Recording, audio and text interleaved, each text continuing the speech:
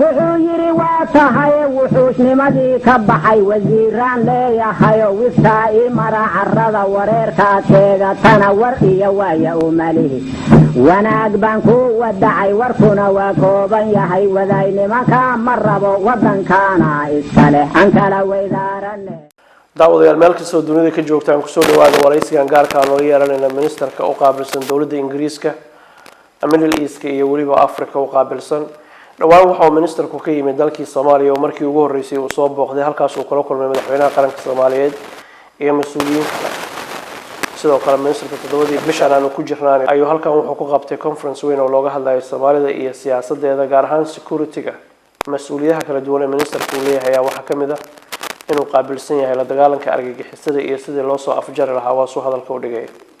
Minister, welcome to Universal TV Current Affairs. A pleasure to see you. My name is Tobias Ellwood. I'm the Minister for the Middle East and Africa. Right, Minister. Recently you have visited Somalia. What was the reason of your visit? Well, it's a real pleasure to take on the responsibility from the British government's perspective of matters involving Africa.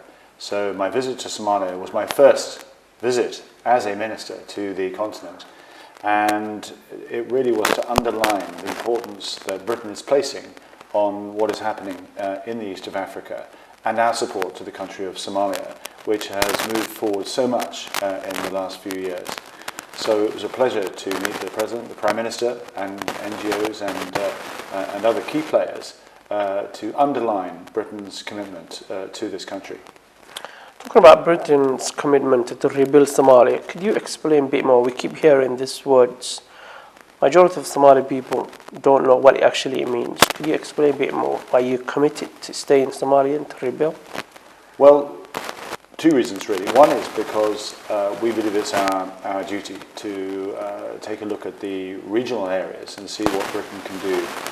It's got a strong relationship historically with Africa as a whole. Some of the challenges that Somalia has faced to do with the pirates and so forth is something that affects our security as well. And we have a capability, we have experience, and we have a desire to provide humanitarian aid and support, stabilization support to countries across Africa. And Somalia is a great example of one where huge strides have taken place in the last few years, as I said. And we want to encourage that to move forward. So we are committed to the troop contributing countries to provide that support to increase security.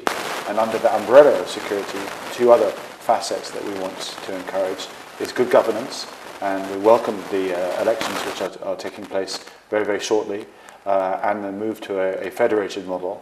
And then the final aspect of it is the economic one, to actually ensure that there is something stronger than what is offered by Al-Shabaab, that they're under that umbrella of security that we're helping build, which will provide that prosperity and that security for the future. On the 7th of this month, there was a conference co-hosted by yourself took place here. What was it about? Well, this conference was important. It brought together all the troop contribution nations and those that are the donor countries that have come together to provide support, along with Britain and the United States, to ensure that there is a package of measures to support the advancement of Somalia. This conference, along with African Union representatives, UN and EU, was able to take stock of where we are, just take stock of the challenges that we face. These are not simple things to do, at least. So we're able to add that component. I also had an opportunity to visit the Amazon training base in Kenya, in Nairobi.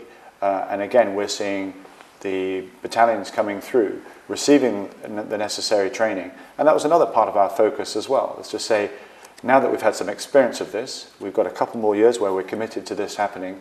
Is there more we can do to make sure that this training is adequate enough? What areas are perhaps weaker? What areas are stronger? Really take stock of what's going on. And that is, I hope everybody would agree, a good way to evaluate progress in Somalia. Having seen the attacks last month alone, Al-Shabaab had attacked various different places in Mogadishu, including hotels and Leather Beach, which is very popular with a lot of people. and we have almost 24,000 Amazon soldiers on the ground. Can we say the Somali government forces and foreign troops let Somali people down in terms of keeping Mogadishu safe, let alone the rest of the country? I wouldn't look at it in those terms. If we look at some of the other attacks that have taken place in the last sort of 24 months or so, we've had terrorist attacks in the centre of Paris. You know, how many soldiers, how many police officers does France have? And yet attacks actually take place. So to say that attacks have taken place and somehow this is a failure of Amazon troops, I think is to misinterpret what we're actually trying to achieve in there. Yes, it's a tough process that we have to go through. And yes, sacrifices are going to be made. It is going to be difficult. But if you look at where Somalia is today and compared to the dark chapter that it's come out of, we're in a far stronger position.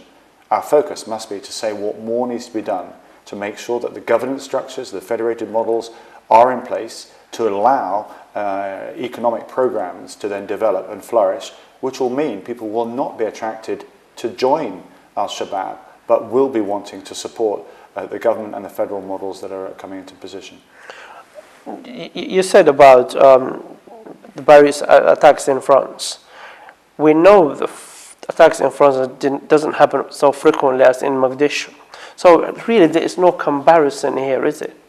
Well, no, you made the assumption that somehow because attacks had taken place that Amazon was failing. And I'm saying that it is a difficult environment to operate in, there's no doubt about it. It is a huge country, but what we're seeing is areas of the country has now been liberated from Al-Shabaab. They have been pushed back, and that's been thanks to the cooperation and the work that's taken place.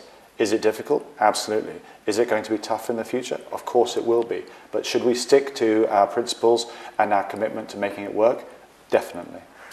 Regarding the Somali Army, what is the main obstacles you think in order to build a strong Somali Army? What are the main challenges? There's two aspects of this, I think. One is good HQ, a good capability of being able to run a national capability. The second, which is growing, and that sort of national capability needs to be of the high-end training to be able to move across the country and to take on the enemy where they see it. The second aspect of security is on a more local basis, is how it would work in each of the separate states themselves, whether it be a National Guard or a gendarme form. That is a question. Now, they're trained to a much lower capability, but they do provide the assurance. They do provide the necessary security that will then allow the people, the normal people, to go about their business, and indeed then to allow the economic development to then take place. Right. We know that UK provides funding to the Somali NS, as known as the security services. How can we make sure this funding does not be misused? Well, we, from a transparency perspective, we're always very cautious as to where we ourselves put our funding. And I think we have a good reputation to make sure that even in to do with whether it be working with intelligence services or whether we're working on humanitarian programs as well, that we're able to make sure that the money is well spent. Sometimes in the past we've had to learn from experiences, but I do hope in the case of Somalia, the British funding is being well placed. We're expecting an election to take place. Are you optimistic it will take place on time? Well, when I left, when I visited Somalia during the summer, we didn't have a date for the elections. We now have a date for the elections, so I'm pleased that that is happening. And we need these elections to take place.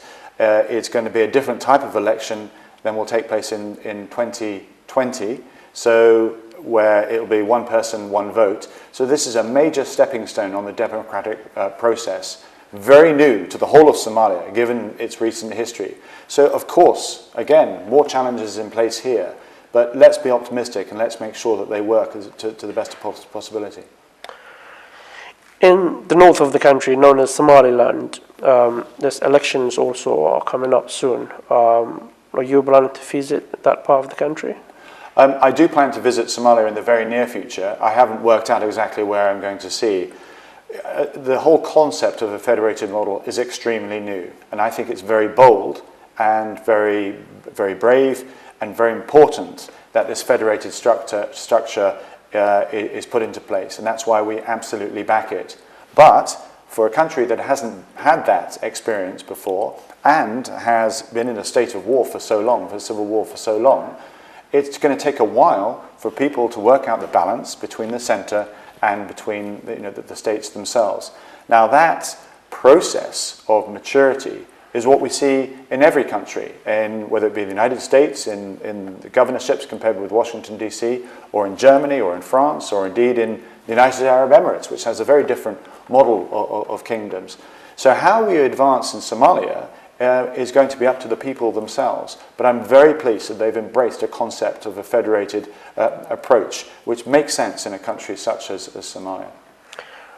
Where does Britain stand in terms of the unity of Somalia, given the fact Somaliland want to be independent? Well, we think right across, not just in Somalia, but actually countries are better off when there is a sense of identity in areas, in the smaller areas, but also form part of a unit on a larger scale, so from a country perspective.